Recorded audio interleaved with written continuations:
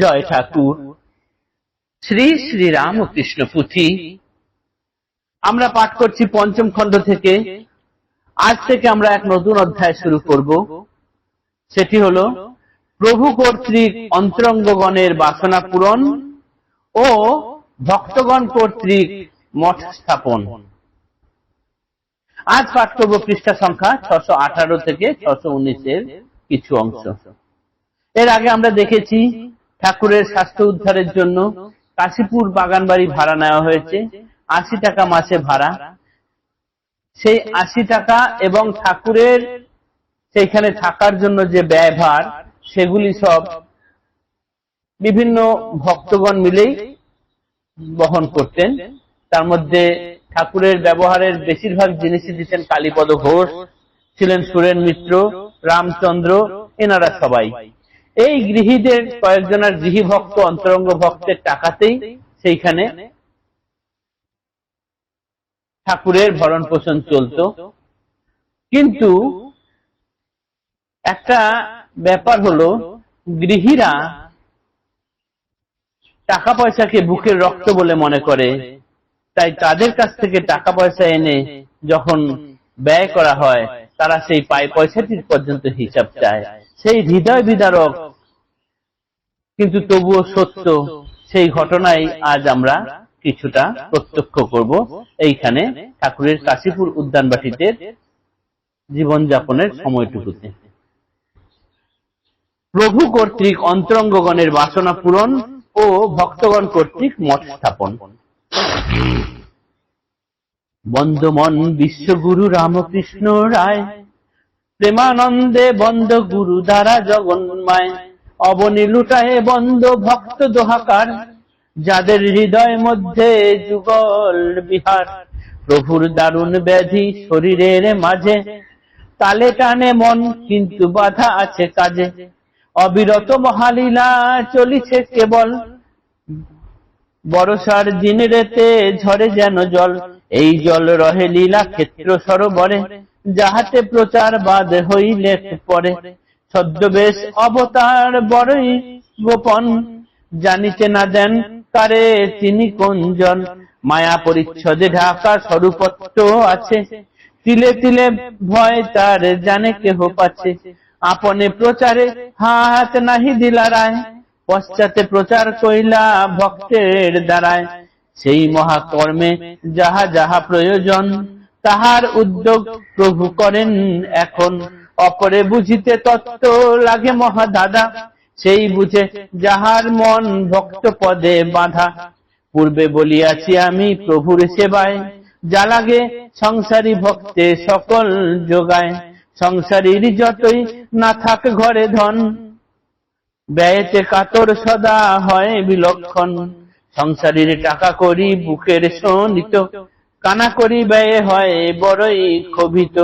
প্রভুর সেবায় রত যে যে ভক্তগণ, সকলের চেয়ে ঘরে সুরেন্দ্রের ধন। বাদ বাকি অন্য সবে হাতে পেটে খায়, সঞ্চয় রাখিবে কি বা ব্যয় না কুলায়।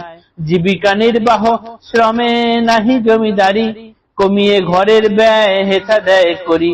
সংসার ত্যাগী যারা প্রভুর সে বনে, সেবা হেতু শ্রী প্রভুর কাছে রেতে দিনে।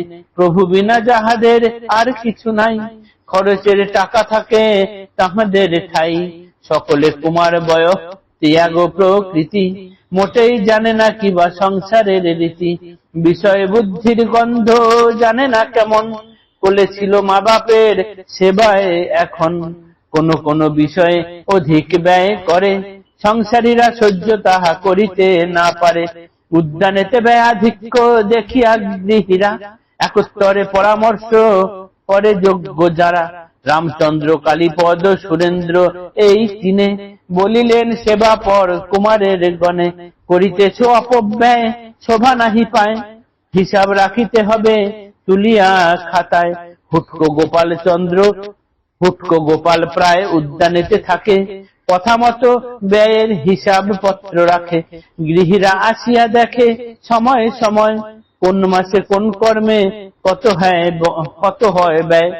এইবার ব্যয় দেখে হয় হুলস্থুল, মূল তার হিসাবেতে ঠিকে ছিল ভুল।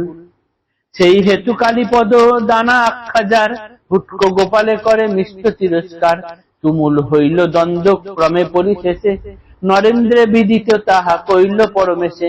নরেন্দ্রে দেখিয়া ক্ষুণ্ণ কন প্রভু রায়, চল আমি যাব তোরা যাইবি যেথায়, যেখানে থাকিবি তোরা সেইখানে রব, যেমন রাখিবি মোরে তেমতি থাকিব।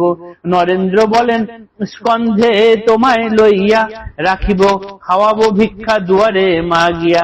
এত শুনি গুণমণি কন আর বার, গৃহীদের টাকা করি লইও না আর।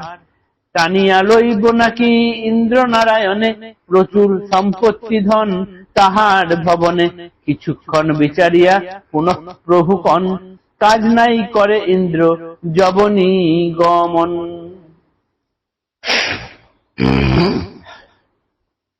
ঠাকুরের শরীরে ব্যাধি সেই প্রবল হয়েই আছে। এর মধ্যে ঠাকুর এমন একটি কাণ্ড ঘটালেন, যেটি এখন না হলেও পরবর্তীকালে রামকৃষ্ণ মঠ মিশন যে রূপ ধারণ করবে তার জন্য ভীষণ প্রয়োজনীয় হয়ে থাকবে। তিনি এই রকমই একটা লীলা খেলা এই সময়ে খেলে গেলেন। আগে থেকেই পুথিকার বলেছেন যে ঠাকুরের ব্যবহারে যা যা জিনিসপত্র লাগে তার বেশিরভাগটাই গৃহীদের বাড়ি থেকে আসে, এবং তাদের মধ্যে বেশিরভাগ দেন কালীপদ ঘোষ, সুরেন মিত্র এবং রামচন্দ্র ও অন্যান্য কয়েকজন। কিন্তু ঘটনা হলো, সংসারীদের ঘর থেকে টাকা আনলে সংসারীরা টাকা পয়সাকে বুকের রক্ত মনে করে, তারা টাকা পয়সা খরচ হলে পরে যেন বড়ই মনের মধ্যে ক্ষোভ হয়, মনে মনে তারা রাগ করে। এই রকম ভাবে তারা টাকা দিয়ে যাচ্ছেন ঠাকুরের কাশীপুর উদ্যানবাটিতে, দিন গুজরান হয়ে যাচ্ছে। কিন্তু সকলে মিলে একটু ঠিক করলেন যে এই টাকা পয়সা তারা তো দিয়ে যাচ্ছেন, যারা ত্যাগী পুরুষ যুবক রয়েছেন তারা তাদের হাতে টাকা দিতেন, তারাই সেই টাকায় ঠাকুরের প্রয়োজনীয় ব্যয়গুলো করতেন। তখন একদিন রামচন্দ্র, কালীপদ এবং সুরেন্দ্র তারা মিলে একসাথে বললেন যে খরচ এখানে একটু বেশি হয়ে যাচ্ছে। সকলে মিলে আলোচনা করে বললেন যে যেহেতু সংসারীদের কাছ থেকে টাকা আসছে, তাই এগুলো খরচ করলে এত বেশি খরচ শোভা পায় না। তোমরা বরং এক কাজ করো, খরচটি পুঙ্খানুপুঙ্খ ভাবে হিসাব রেখো। এবং এই হিসাবের ভারটা হুটকো গোপালের ওপর পড়লো। হুটকো গোপাল ঠিকঠাক মতো হিসেব রাখতেন। সংসারীরা মাঝে মাঝে এসে দেখে যেতেন কোন মাসে কোন খাতে কত ব্যয় হয়েছে। এইরকম ভাবেই এক মাসে দেখা গেল খুব বেশি ব্যয় হয়েছে, সেই নিয়ে একটা বিরাট ফুলুস কাণ্ড লেগে গেল। আসলেতে ঠিকই ছিল, কিন্তু হিসাব করতে গিয়ে ভুল হয়েছিল। তার জন্যই তখন কি করলেন না, কালীপদ ঘোষ যিনি সবচেয়ে বেশি দান করতেন, দানা আখ্যাজার, তিনি হুটকো গোপালকে বেশ কড়া রকম ভাবে তিরস্কার করলেন। এবং এই নিয়েই সেইখানে একটা তুমুল দ্বন্দ্বের পরিবেশ সৃষ্টি হলো, মন কষাকষি সৃষ্টি হলো, এবং সেই মন কষাকষিটি এমন পর্যায়ে পৌঁছালো যেটা নরেন্দ্রের কাছে পর্যন্ত গেল। নরেন্দ্রনাথ যিনি পরবর্তীকালে স্বামী বিবেকানন্দ, তিনি যখন এলেন ঠাকুর তাকে এই কথা জানালেন, তারপর এতই চিত্তবিরক্ত হয়ে গেলেন, ঠাকুর বললেন চল আমাকে নিয়ে তোরা যেখানে চলে যাবি আমি তোদের সঙ্গে সেখানেই যাব, এখানে আর আমি থাকবো না, তোরা আমাকে যেখানে নিয়ে যাবি চল।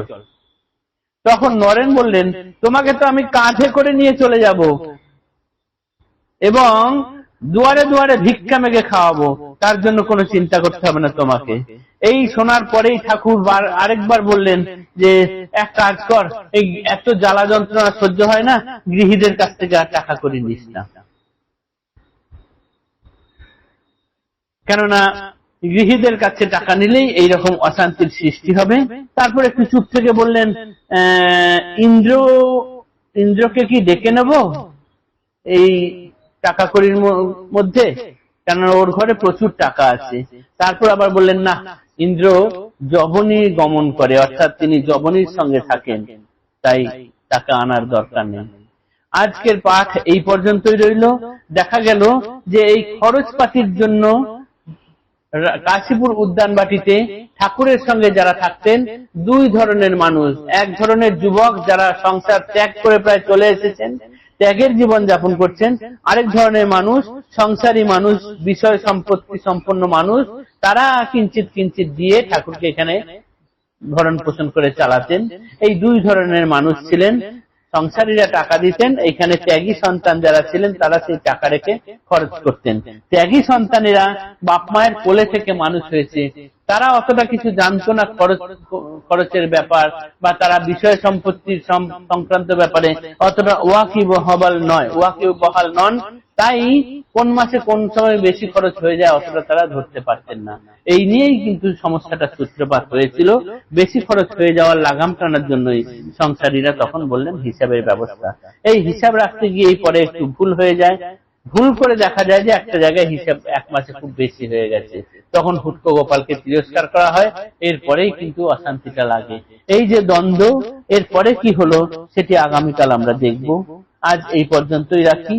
ঠাকুরের এই নতুন লীলা খেলায় আমরা এক নতুন পথের দিশা পাবো, যেটি আগামী দিনে খোলসা হবে। জয় ঠাকুর, নমস্কার।